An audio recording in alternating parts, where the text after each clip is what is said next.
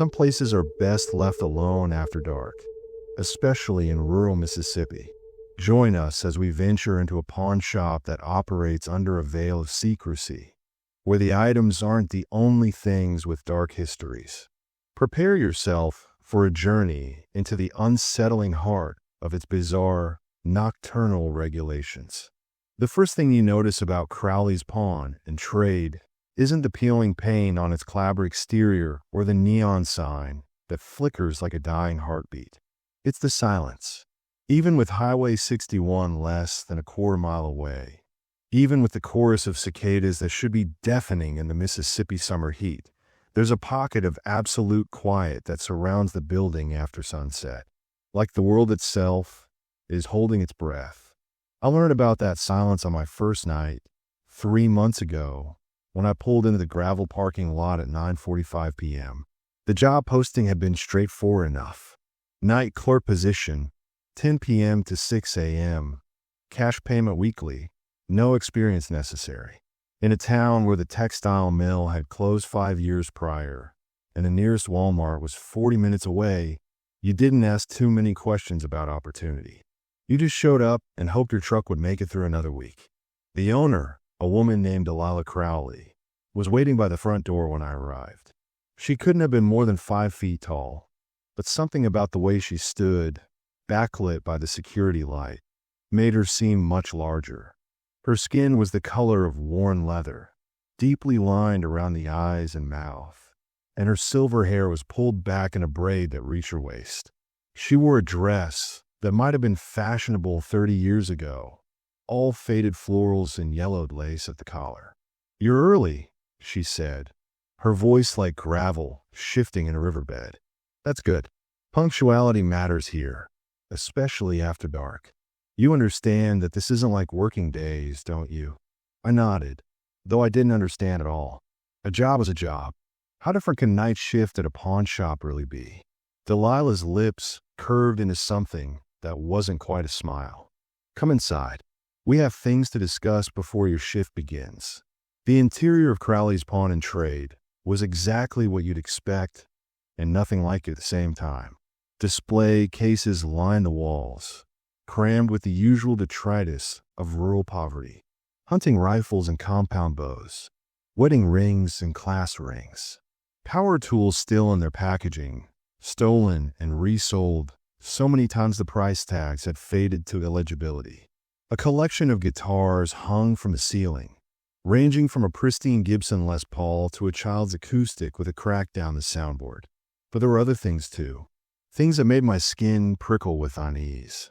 A collection of antique dolls with eyes that seemed to follow movement, their porcelain faces cracked and repaired with something that looked disturbingly like human hair. A grandfather clock that wasn't running, its hands frozen at 3:33, though I could swear I heard ticking coming from somewhere inside it. A glass case near the back that was covered with a sheet, the fabric stained with something rust-colored that could have been old blood or could have been Mississippi clay, depending on how you wanted to look at it. "Inventory changes at night," Delilah said, following my gaze. "Some items only come out after the sun goes down. Some customers only come calling when decent folk are in their beds. You'll understand soon enough." She led me behind the counter to a small office that smelled of cigarette smoke and something else, something organic and rotting that I couldn't quite place. A binder sat on the desk, its cover unmarked except for water stains and what looked like claw marks scraped across the vinyl. "The rules," Delilah said, tapping the binder with one gnarled finger. "You read these. You memorize these. You follow these. No matter what you see, no matter what you hear, no matter what anyone tells you. Break even one of them, and you're on your own. I won't be able to help you, and neither will anyone else." I opened the binder. The first page was handwritten in fountain pen, the letters precise and old-fashioned. At the top, in larger script, it read, "Regulations for nocturnal operations at Crowley's Pawn and Trade." Below that, numbered and detailed, were the rules. Rule 1. The shop opens at exactly 10 p.m., not 9:59, not 10:01. If someone knocks before 10, Do not acknowledge them. Do not look at them through the window. Do not wonder who they might be. Rule 2. Keep the radio on channel 96.3 at all times. It will play nothing but Delta blues from 1920 to 1950. If modern music comes through the speakers, turn off all the lights and lock yourself in the bathroom until it stops. Rule 3. No children under the age of 12 are allowed in the shop after midnight. If a child enters, escort them outside immediately and lock the door. Do not ask where their parents are. Do not offer to call anyone. Just remove them from the premises. Rule 4. If someone tries to pawn a mirror, examine it carefully before accepting. If you can see your reflection clearly, it's safe to take. If your reflection appears distorted, aged, or if something else looks back at you, politely decline and return the mirror immediately. Rule 5. The covered display case in the back must remain covered between the hours of 1 a.m. and 3 a.m. If you hear tapping from inside it during these hours, ignore it. If the tapping becomes violent enough to shake the case, play Robert Johnson's Crossroad Blues on the store radio. This will make it stop. I looked up from the binder, my mouth dry. Is this some kind of joke? Delilah's expression didn't change. Do I look like I'm joking, child? These rules are insane. Mirrors? Something tapping in a display case. What kind of operation are you running here? The kind that's kept this town safe for 63 years, Delilah said sharply. The kind that makes sure certain things stay in their proper place, behind glass and under control. You think this is just a pawn shop? You think people come here at midnight because they need grocery money? She moved closer, and I caught the scent of tobacco and mint and something underneath that smelled like grave dirt. This building sits on old ground, you understand? Ground that was here before the town, before the county, before Mississippi was even a state. The Choctaw knew better than to build here. They left offerings and moved on. But white folks were stubborn and greedy, and we build wherever we please. Delilah pointed to the floor. There are things buried under this foundation, things that were here first and will be here long after we're dust. This shop, these rules, they're a bargain, a treaty. We let certain transactions happen, and in return, those things stay where they belong. I should have left. I should have walked out that door, gotten in my truck, and driven until the gas tank was empty. But something kept me rooted in place. Maybe it was desperation. Maybe it was curiosity. Maybe it was the way Delilah's eyes held mine, ancient and knowing, like she could see every bad decision I'd ever made and every worse one I was about to make. What happens if I break a rule? I asked. Depends on which one, Delilah said. Some will just cost you sleep. Others will cost considerably more. She touched my shoulder, her hand surprisingly warm. But you won't break them, will you? You've got sense. I can tell. You've got the look of someone who knows when to keep their head down and their mouth shut. She was right about that, at least. I'd spent my whole life keeping my head down in one way or another. What was one more impossible thing to accept? There are more rules in there, Delilah continued, nodding at the binder. 23 in total. You'll learn them as you need to. The first 5 will get you through tonight. Tomorrow, before your next shift, you'll come back and study the rest. Clear, I said, my voice barely above a whisper. Delilah checked her watch, an old Timex with a leather band worn smooth with age. 5 minutes to 10. I need to leave before the door unlocks. The night doesn't know me anymore, hasn't for years, but it'll know you soon enough. She paused at the door, her hand on the deadbolt. One more thing. You'll have visitors tonight.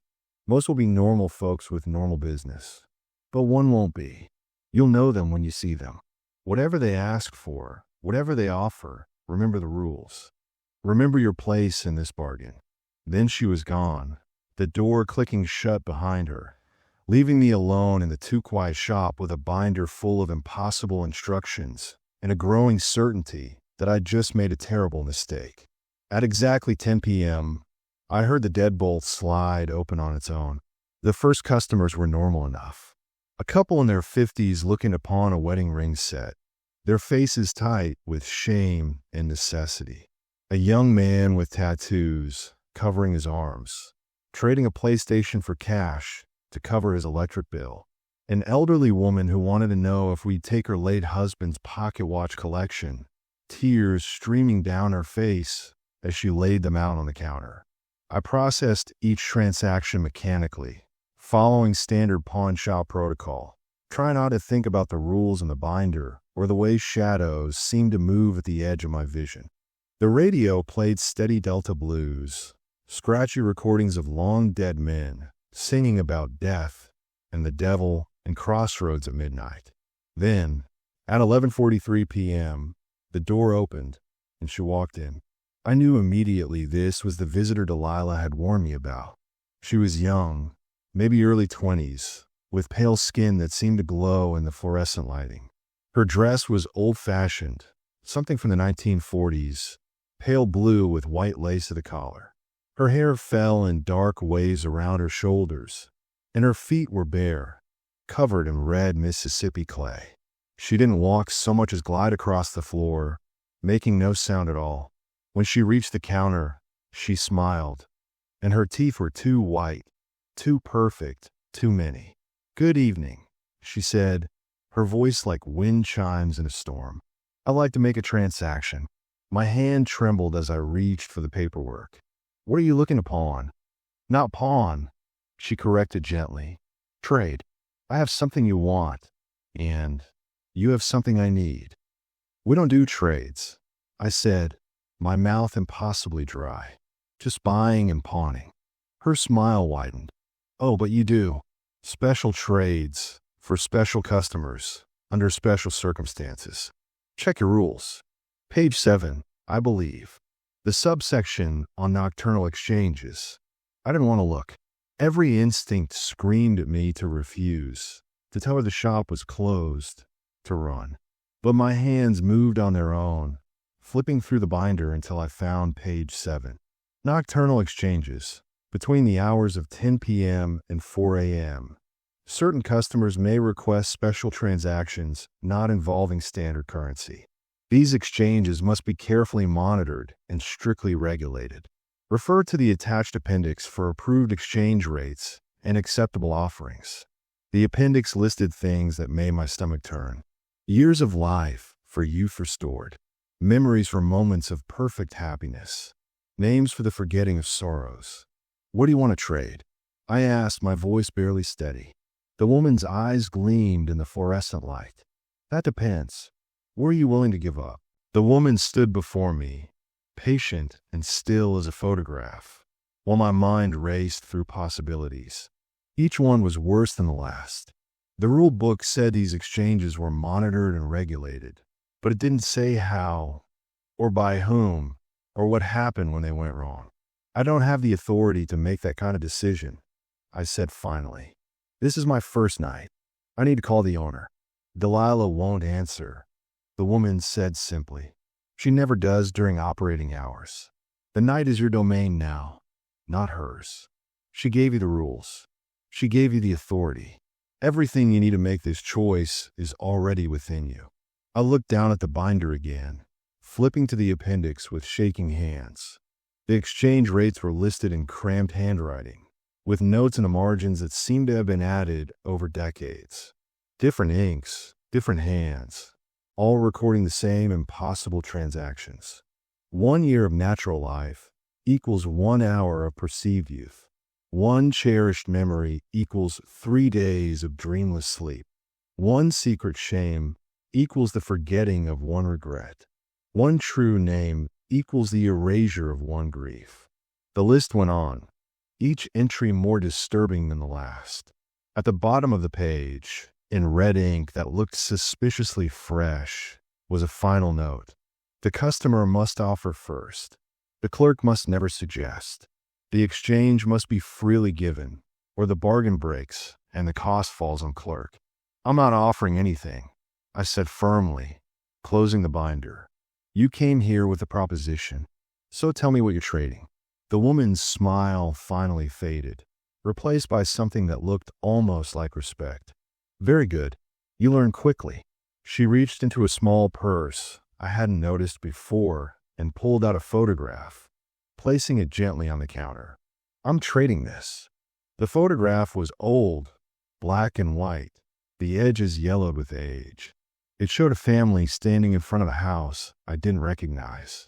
A man and woman, both in their 30s, and 3 children arranged by height. They were smiling, but there was something off about the image. It took me a moment to realize what it was. Their shadows were wrong. The angle of the sun should have cast them to the right, but instead, the shadows stretched to the left, impossibly long and impossibly dark. What is it? I asked. The last moment of happiness my family ever knew, she said softly. August 14th, 1947, 3 hours before the fire that took them all. This photograph was found in my father's wallet, somehow untouched by the flames. I've carried it for 76 years. I looked at her again, really looked. Her face was young, unlined, but her eyes were ancient, filled with a sorrow so deep it seemed to have its own gravity. You don't look 76 years old. Because I'm not, she said. Not anymore. That was my first exchange. Made at this very shop in 1952. I traded 30 years of my future for the forgetting of how they screamed. But forgetting isn't the same as healing, and I've learned that some burdens were meant to be carried. She tapped the photograph with one pale finger. I want to trade this back. I want to remember that moment fully, the way it truly was, without the shadow of what came after. And in exchange, I'll return the years I borrowed. I should have felt relieved. This seemed straightforward, almost noble. But something in her words bothered me, a discordance I couldn't quite identify. If you return the years you borrowed, won't you age instantly? Yes, she said simply. I'll become the 99-year-old woman I was always supposed to be. I'll probably have minutes, perhaps hours, before my body remembers what time has been denied. But those will be honest minutes, lived in truth rather than in this suspended state between life and death. I thought about the rules, about the warnings, about the way Delilah had looked at me before she left. What do I get out of this? Nothing, the woman said. That's the point. True exchanges aren't transactional. They're restorative. You're not here to profit from my pain or my redemption. You're here to bear witness, to record the bargain, and to ensure the balance is maintained. She pulled a folded piece of paper from her purse and spread it on the counter beside the photograph. It was a contract, handwritten in the same style as the rule book, dated May 3rd, 1952. At the bottom were 2 signatures, one that read Delilah Crowley in confident script, and another that read Catherine Devereux in a shaky, grief-stricken hand. I'm Catherine, the woman said, and I'm ready to complete my bargain. I read through the contract 3 times, looking for loopholes or tricks. But it was exactly as she described. She had traded 30 years for the forgetting of trauma, and now she wanted to reverse the exchange. The terms were clear. As the acting clerk, I had the authority to accept or deny. Why now? I asked. Why tonight, after all these years? Catherine's expression softened. Because I'm tired. Because I've watched 3 generations pass while I remained frozen. Because I've learned that there are worse things than grief, and one of them is the absence of feeling anything at all. She looked at me intently. And because you're new, you don't have the weariness that makes people cruel. You might actually let me go. Something in her words struck a chord deep in my chest. I thought about Delilah's warning, about the visitor who wouldn't be normal, about remembering the rules. But I also thought about the first rule I'd learned as a child, the one that had nothing to do with pawn shops or impossible bargains. Treat people with dignity, especially when they're hurting. Okay, I said. I'll process the exchange. Catherine's relief was palpable, washing over her face like sunlight after a storm. Thank you. You don't know what this means. I pulled out the ledger Delilah had shown me, a massive book with entries dating back to 1962. The pages were filled with records of exchanges, each one carefully documented with dates, names, and the terms of the bargain. I found the entry for Catherine Devereux, May 3rd, 1952, and began filling out the reversal paperwork. The process was simpler than I expected. I documented the original exchange, noted Catherine's request for reversal, and recorded the terms of repayment. At the bottom of the page, there was a space for both our signatures and a small box with instructions printed in red. Upon completion of signature, place photograph in the reversal drawer and close. The exchange will complete automatically. The reversal drawer was built into the counter, marked with a small brass plaque that I hadn't noticed before. I pulled it open. Inside was velvet lining, deep purple and impossibly soft, with dozens of other photographs arranged like cards in a filing system. Each one showed a moment frozen in time, each one humming with significance I couldn't quite grasp. "Once you sign," I said, "there's no going back. You understand that." "I've never understood anything more clearly," Catherine said. We both signed. Her handwriting was steadier now than in the original contract, confident and resolved. I placed the photograph in the drawer and closed it. For a moment, nothing happened. Then I heard a sound like wind rushing through a tunnel, felt the air pressure in the shop change, and watched as Catherine began to change. It wasn't dramatic. There was no Hollywood transformation, no special effects. She simply aged, gracefully and naturally, as if time was remembering her all at once. Her skin developed lines, deep and earned. Her hair grayed, then whitened. Her back curved slightly, and her hands developed the spots and prominent veins of advanced age. But her eyes became clear for the first time, filled with something that looked like peace. "Oh," she whispered, her voice now quavering with age. "Oh, I can see them again. I can see their faces, really see them. Not just the photograph, but the moment." Papa was laughing at something Mama said. Tommy had just lost his front tooth. The baby, she was reaching for Butterfly. It was perfect. It was absolutely perfect. Tears streamed down her weathered cheeks. "Thank you. Thank you for letting me remember." She turned to leave, moving slowly but with purpose. At the door, she paused and looked back at me. "A word of warning, since you show me kindness. Delilah will test you. She tests everyone who works the night shift. This was part of it, but not all of it. The real challenges come later, when the choices aren't so clear. Remember why you said yes to me tonight. Remember that mercy matters, even here."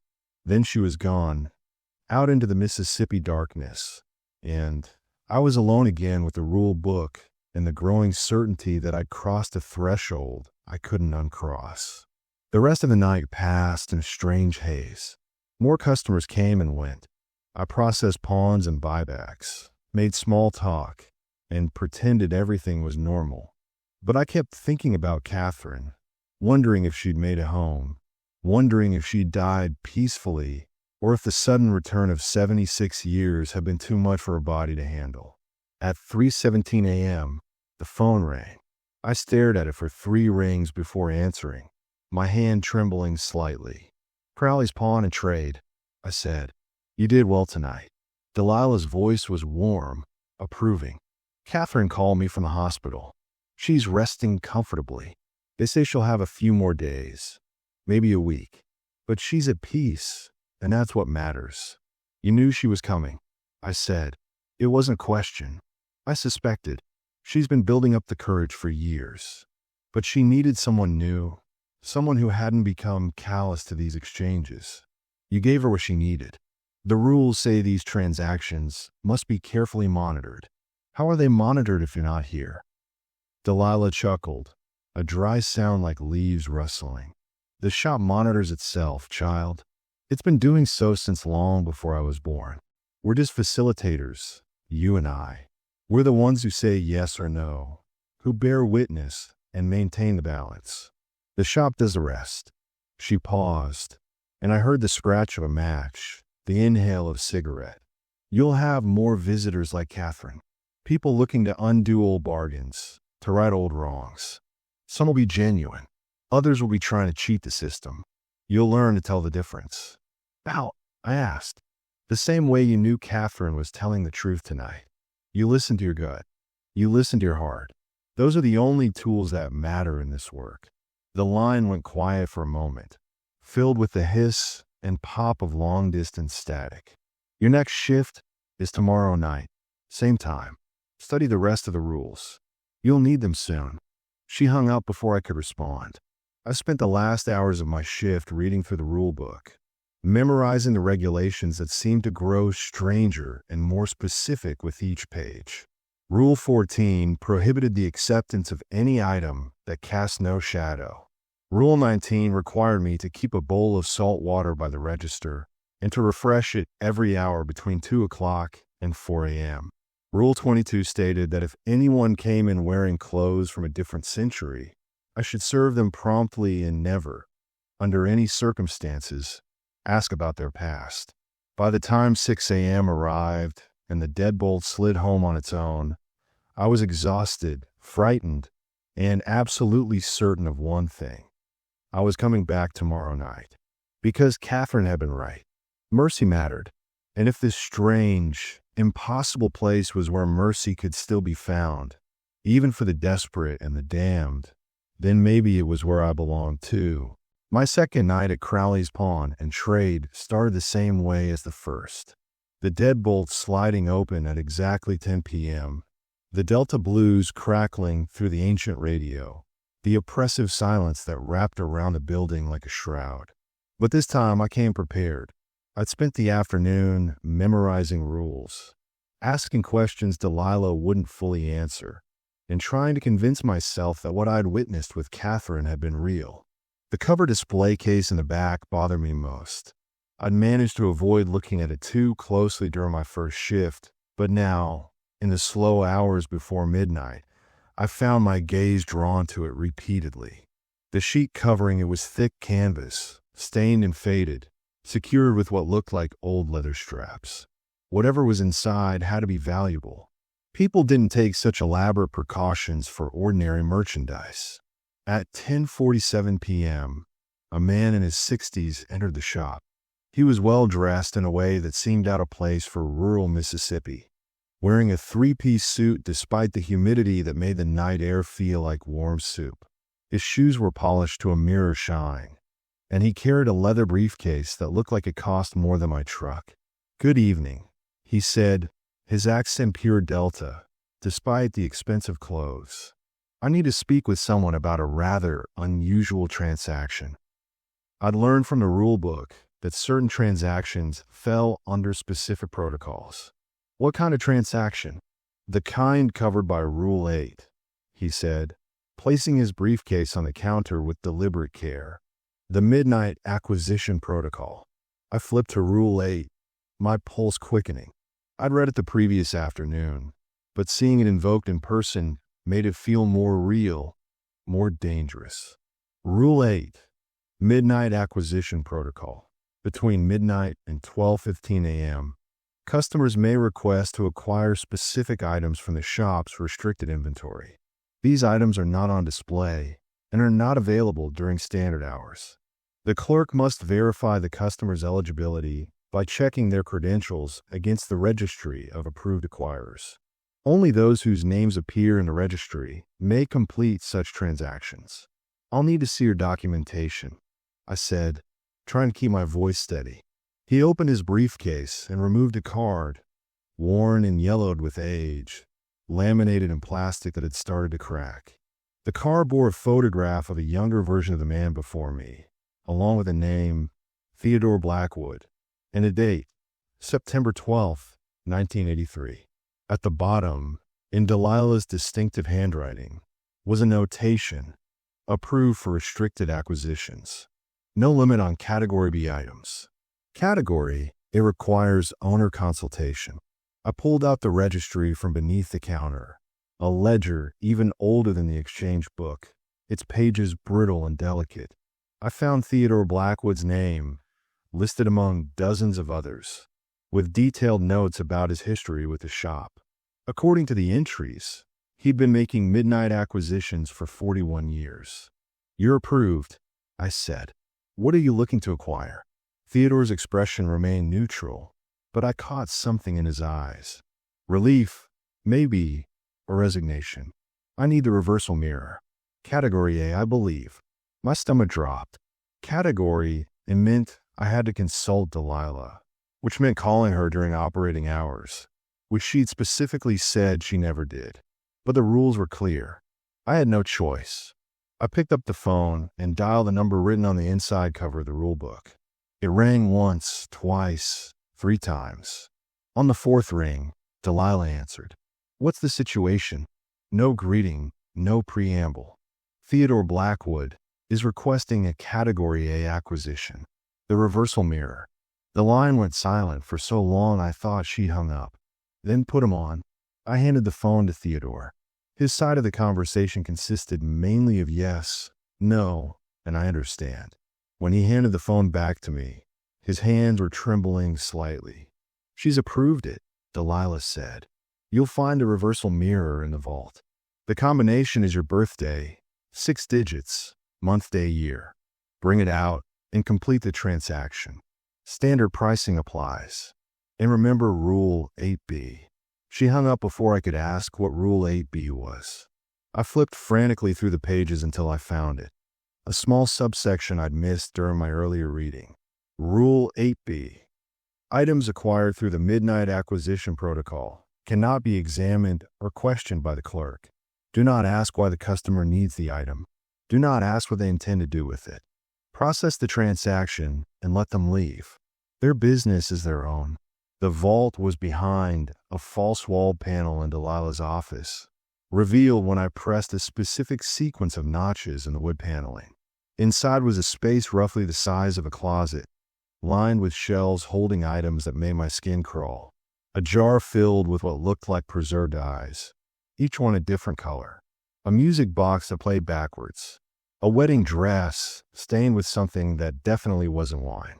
And there, on the middle shelf, wrapped in black velvet, was the reversal mirror.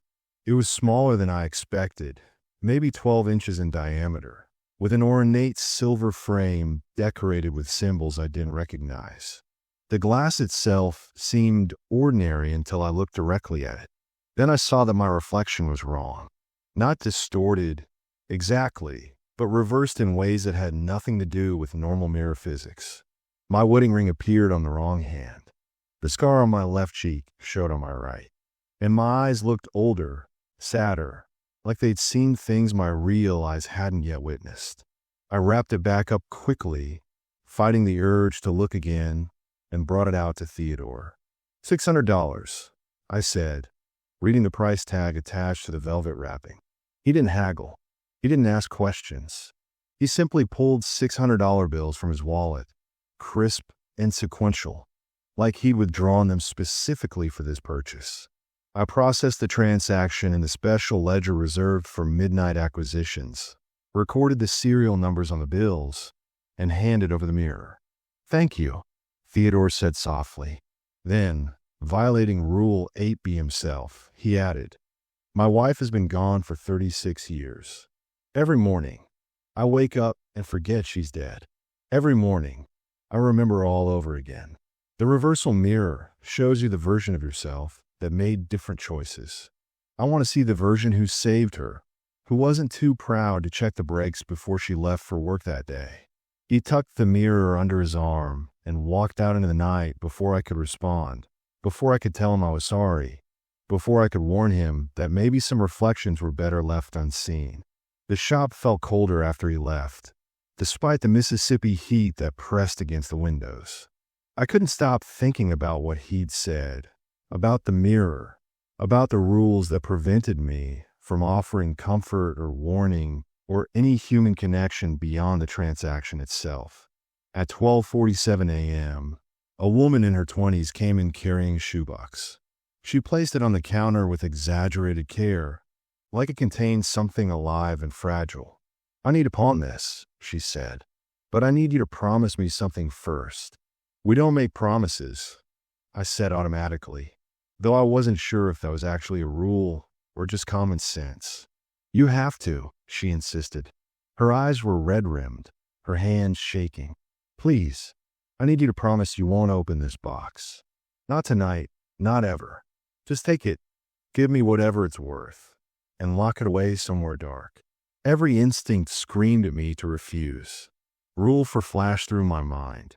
Examine mirrors carefully before accepting them. But this wasn't a mirror. This was a shoebox, and the woman was clearly desperate. I can't accept items without inspecting them, I said. That's policy. Please, she whispered, and I saw tears starting to form. I can't keep it anymore. It whispers to me. It shows me things. My mother's boyfriend gave it to me when I was 7 years old, and I've carried it for 15 years, and I can't do it anymore. The air in the shop changed. The temperature dropped several degrees, and I heard something from inside the shoebox. A sound like scratching, or maybe like whispering, or maybe like both at once. I flipped through the rule book frantically, looking for guidance.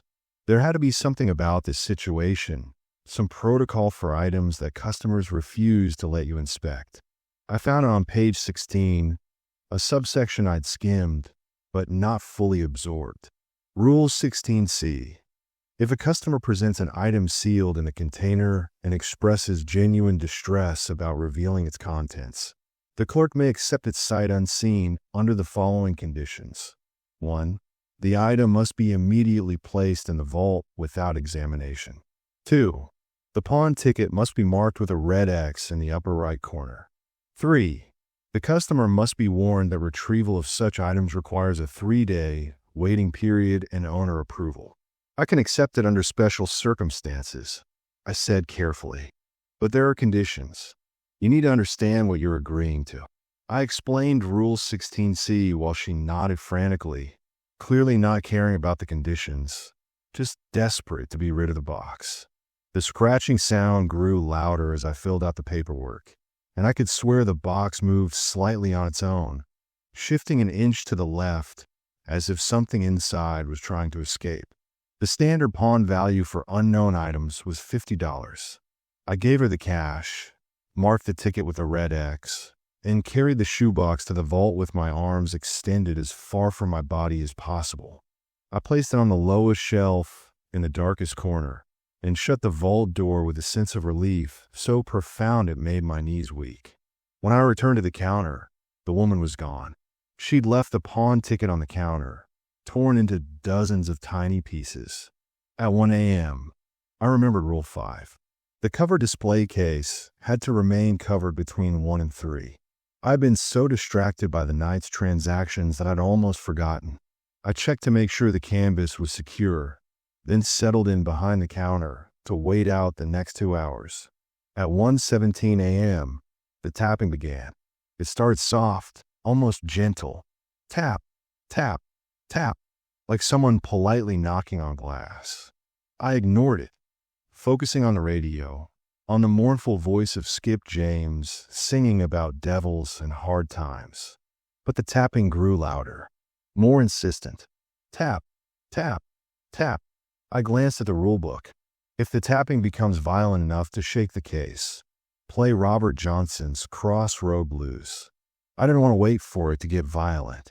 I picked up my phone, found a recording of the song, and connected it to the shop's Bluetooth speaker. The moment Robert Johnson's guitar began its distinctive opening, the tapping stopped. But something else started.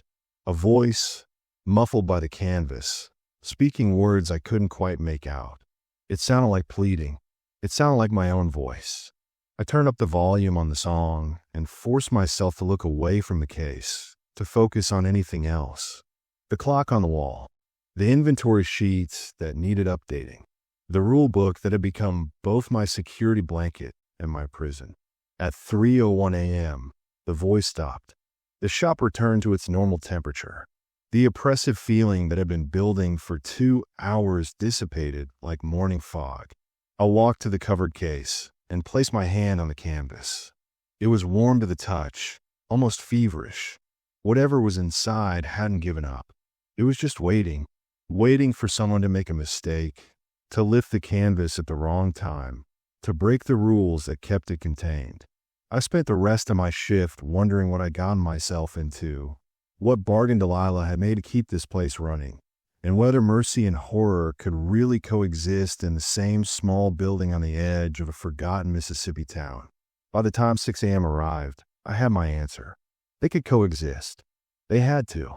Because in a place like this, where the rules of the world bent and sometimes broke, mercy was the only thing standing between order and chaos.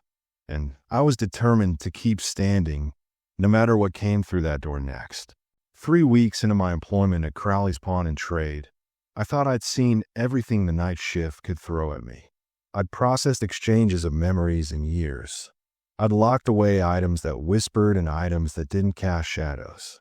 I'd learned to ignore the sounds from the covered case, to refresh the salt water every hour during the witching hours, and to never, under any circumstances, look directly at customers who entered wearing clothes from different centuries. But I was wrong. I hadn't seen everything. I hadn't even scratched the surface. It was a Thursday night, unseasonably cold for Mississippi in late September.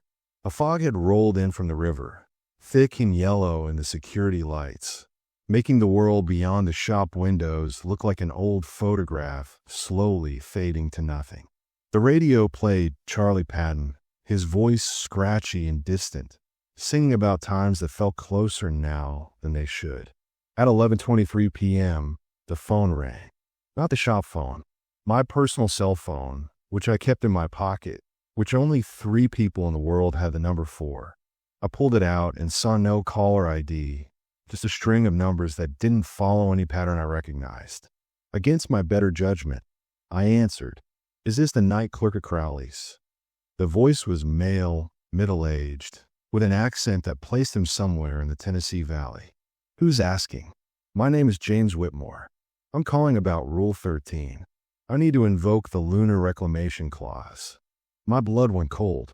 I'd memorized all 23 rules, but Rule 13 was the one that had kept me up during the daylight hours, the one that seemed too impossible, too cruel to be real. Rule 13, Lunar Reclamation Clause.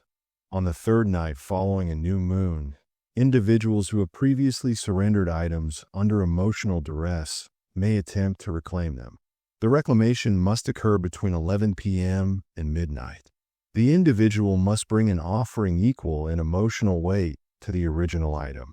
If the offering is deemed acceptable by the keeper of balances, the exchange will be completed.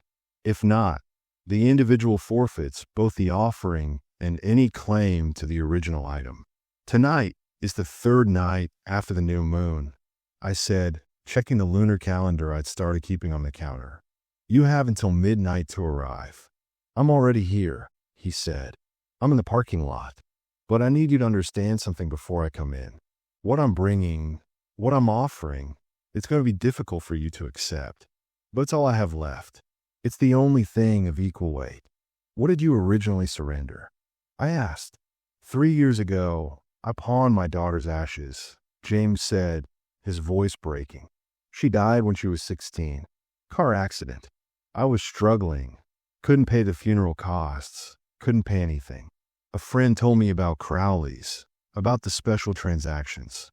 I came in one night, desperate and half drunk, and I traded her ashes for enough money to keep my house. I felt sick.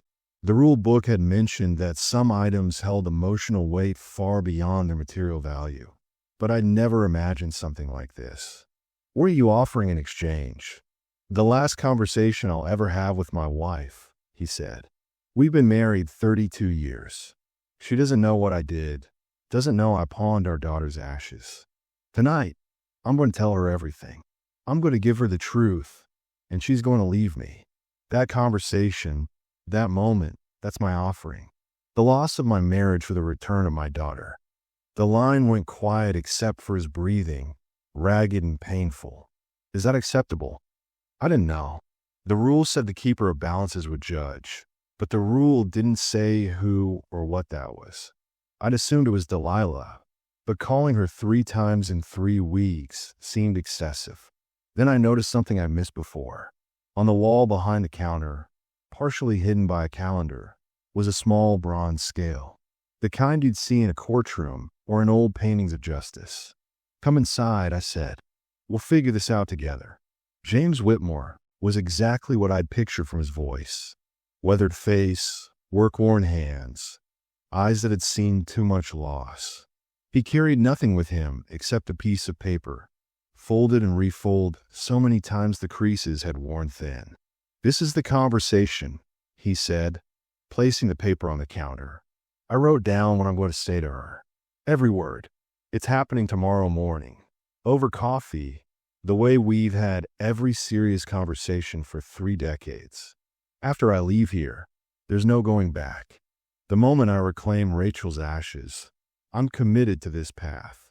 I picked up the paper, and the moment my fingers touched it, I felt the weight of it. Not physical weight, but emotional gravity.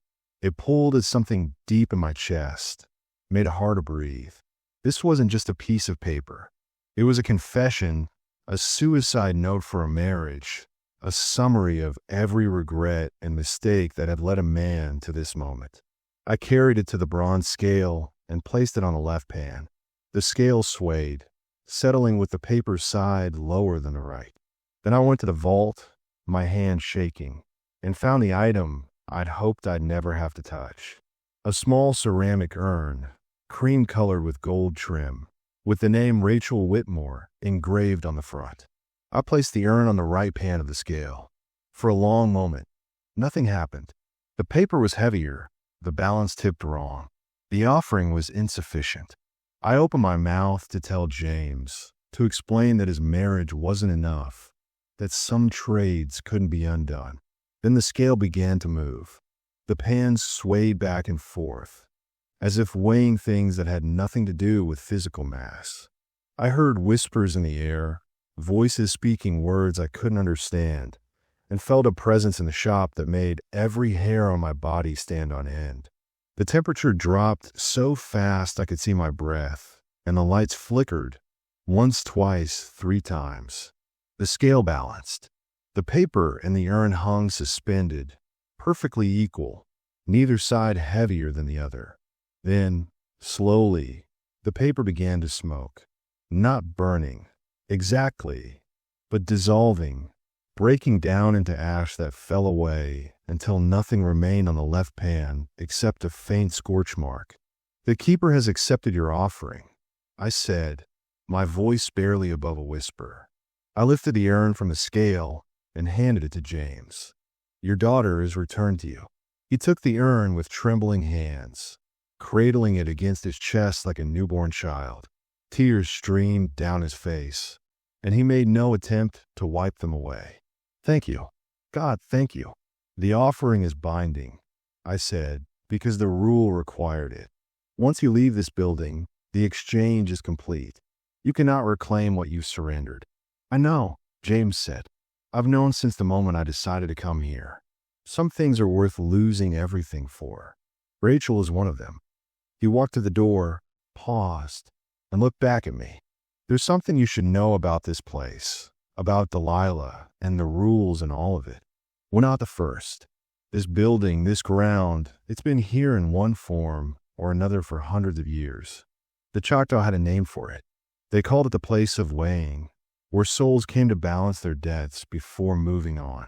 We just gave it a different name and called it Progress." Then he was gone, out into the fog, carrying his daughter home.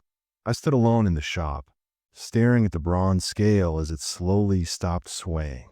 The scorch mark on the left pan was already fading, but I could still smell smoke in the air, could still feel the presence of whatever had judged James's offering. At 12:14 a.m., the door opened again. A woman entered, elderly, maybe in her 80s, wearing a dress that might have been stylish in the 1960s. She moved slowly, with a cane, but her eyes were sharp and clear. "Good evening," she said. "I'm here to make a surrender, not a reclamation. Is that permitted outside the standard protocols?" I flipped through the rule book, looking for guidance. "Depends on what you're surrendering." She reached in her purse and pulled out a photograph. It showed a young man in military uniform, handsome and smiling, with his whole life ahead of him. "This is my son, Daniel. He died in Vietnam in 1968. I've carried this picture every day for 57 years. It's time to let him go. I don't understand, I said. Why surrender a photograph? Because every time I look at it, I see in the way he was at 22, forever young, forever frozen in that moment before he left. I need to remember him as he really was. As a child who scraped his knees and cried at sad movies. As a teenager who argued with me about curfew. As a person, not a photograph. She placed the picture on the counter. I'm not asking for money. I'm not asking for anything except for you to take this and put it somewhere I'll never find it. Can you do that? There was no rule for this. No protocol. No guidance. But I thought about Catherine, about James, about all the people who came here seeking something they couldn't find anywhere else. Release. Forgiveness. Balance. Yes, I said. I can do that. I took the photograph and carried it to the vault, placing it in a drawer marked Voluntary Surrenders. When I returned, the woman was smiling, her face lighter than when she'd entered. Thank you, she said. You're doing good work here, even if you don't realize it yet. She left, and the shop felt different somehow. Less oppressive, less like a prison, and more like a sanctuary. At 2:33 a.m., I heard the familiar tapping from the cupboard case. But this time, I didn't put on Robert Johnson. I walked to the case and placed my hand on the canvas, feeling the warmth underneath. I know you're in there, I said quietly. I know you want out. But these rules, they're not here to torment you. They're here to protect everyone, including you. So I'm asking you, please, just be patient. Your time will come, but not yet. Not tonight. The tapping stopped. For a moment, I thought I heard a voice, soft and sad, saying something that sounded like thank you. But it might have been the wind, or my imagination, or the weight of too many impossible things finally catching up with me. The rest of the shift passed quietly. No more customers. No more exchanges. Just me, the radio, and the growing certainty that I'd found something in this strange place. Not just a job, but a purpose. A reason to keep coming back, night after night, to stand at the intersection of the possible and the impossible and help people find their balance.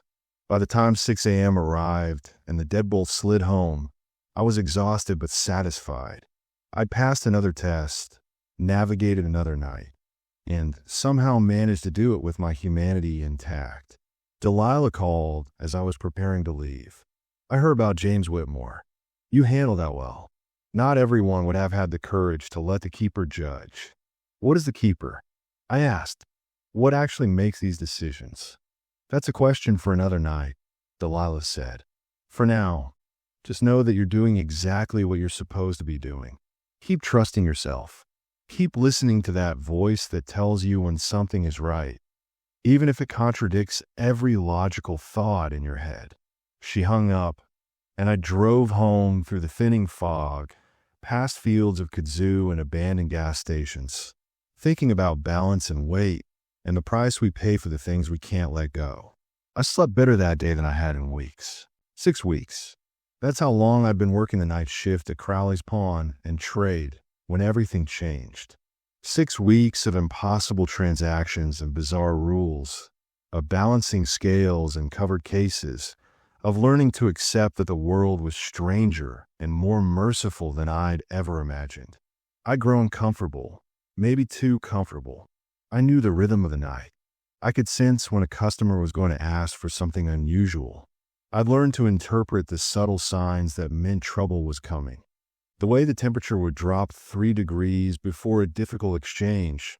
The way the radio would crackle with static before someone entered with a forbidden item.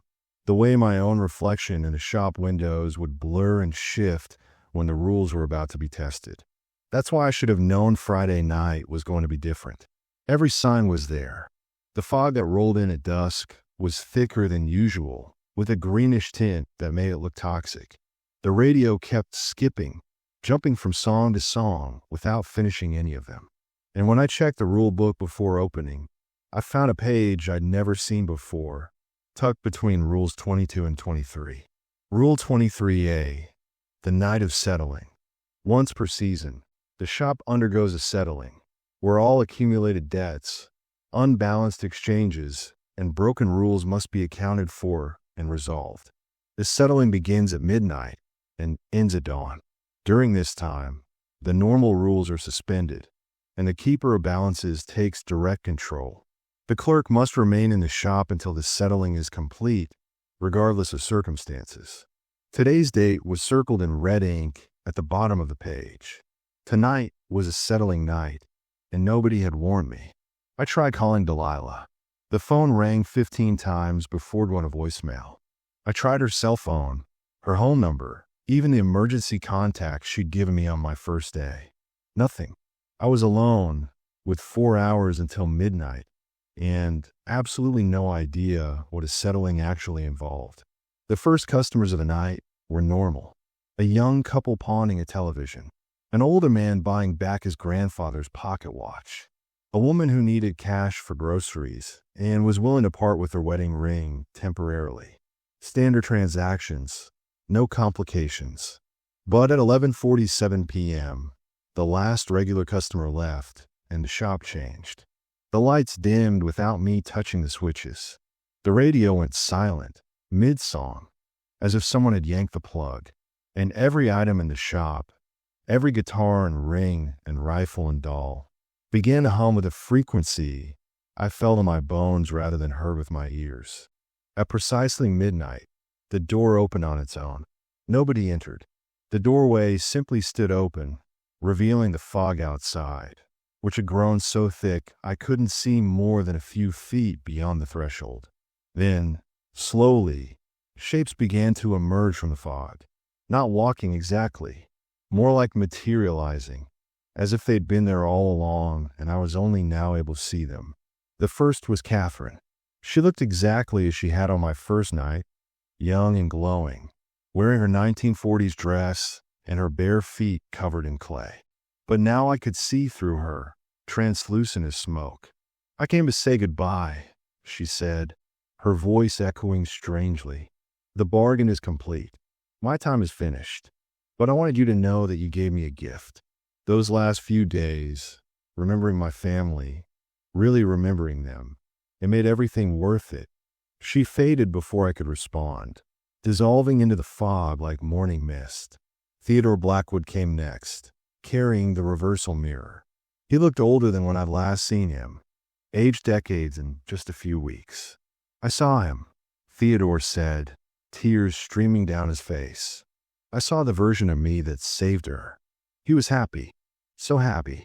But I also saw that he lost other things, made other mistakes. There is no perfect life, no perfect choice. I understand that now. You placed the mirror on the counter. I'm returning this. I don't need it anymore. The memory of her, the real her, that's enough." He faded too, and I realized what was happening. The settling wasn't just about balancing accounts. It was about closure, about letting go, about the shop releasing all the souls and stories it had accumulated over the months, over the years, over the decades. James Whitmore appeared, holding his daughter's urn. "I told my wife," he said. "She left, just like I knew she would. But then she came back. 3 days later, she came back. She said she'd been carrying her own guilt, her own secrets, and that maybe we could learn to carry them together.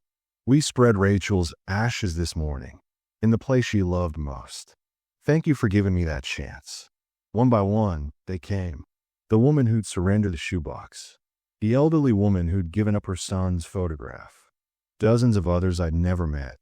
Customers from before my time, from before Delilah's time, stretching back through generations. Each one had a story. Each one had found some measure of peace through the impossible transactions that took place in this shop. But not all the visitors brought gratitude. At 2:17 a.m., a man entered who I'd never seen before. He was young, maybe 30, with hollow eyes and skin that looked like paper. "I came to collect on a broken bargain," he said, his voice flat and emotionless. 15 years ago, I traded 10 years of my life for wealth. I got the wealth, but I never lost the years. Someone made a mistake. Someone didn't complete the transaction properly. I want what I'm owed. I checked the ledger, going back 15 years. There, in faded ink, was the entry. The clerk's name was listed as M. Crowley, and there was a note in the margin. Transaction incomplete. Customer left before completion. Debt remains outstanding. The bargain wasn't broken by the shop. I said carefully. You left before the transaction was complete. The debt belongs to you. His face twisted with rage. I paid. I gave my consent. The shop owes me. The bronze scale on the wall began to shake. The temperature in the shop plummeted so fast, ice formed on the windows. And then I felt it. The presence I'd sensed during James Whitmore's lunar reclamation. The thing Delilah had called the keeper of balances. It filled the shop like water filling a glass. Overwhelming and absolute. A voice spoke, not from any direction, but from everywhere at once, from the walls and the floor and the air itself. The clerk speaks truth. You abandoned the bargain before its completion. Your debt remains your own. You will leave now, and you will not return.